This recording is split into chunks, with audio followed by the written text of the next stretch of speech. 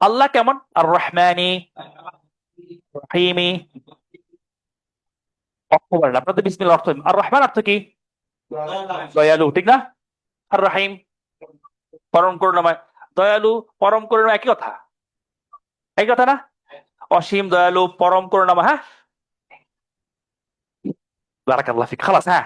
কিন্তু এখানে যেটা বোঝাবে, রহমান শব্দটা রহিমা থেকে আসছে। কোথেকে আসছে রহিমা? এইটা পরে পড়াবো ইনশাল্লাহ, বুঝবেন কয়েকদিন পরে, পুরোটাই বুঝবেন।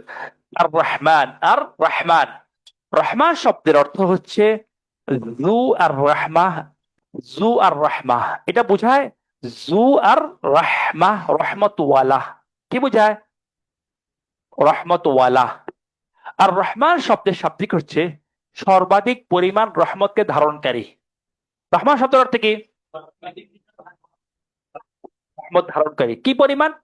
এটা আপনি সর্বোচ্চ লেভেলের রহমতকে তিনি ধারণ করেছেন, কে? আল্লাহ। তো এটার অর্থ আমরা জানি, কিন্তু এটা আসলে বাস্তবতা আমরা জানি না। কেন বলেন তো? আপনার ভিতরে আল্লাহর পক্ষ থেকে যে পরিমাণ রহমত কার্যকরী রয়েছে আপনি বলতে পারবেন? তাহলে আপনার বডির ভিতরে কি পরিমাণ আল্লাহর রহমত কার্যকরী আছে সেটা আপনি এবং আমি কি? আল্লাহ সুবহানাহু ওয়া তাআলা কোরআনে বলেছেন, ওফি আনফুসিকুম আফালা তুবসিরুন।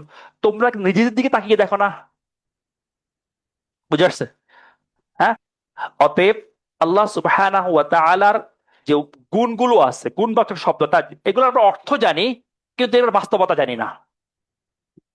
অতএব দেখেন, বিসমিল্লাহি, তাহলে সত্য ইলাহ আল্লাহর নামে, আল্লাহর নামে যিনি কি, তিনি কি সবচেয়ে বেশি রহমতকে ধারণ করে আছেন। সবচেয়ে বেশি ধারণ না করলে আসলে আপনাকে তিনি দিতে এত দিতে পারতেন না। বেশিটা কত সেটা আমরা জানি না আসলে। আমাদের পক্ষে জানাও কি না সম্ভব না। নাসিহা ফাউন্ডেশন, রবের সন্তুষ্টিতে কল্যাণের পথে।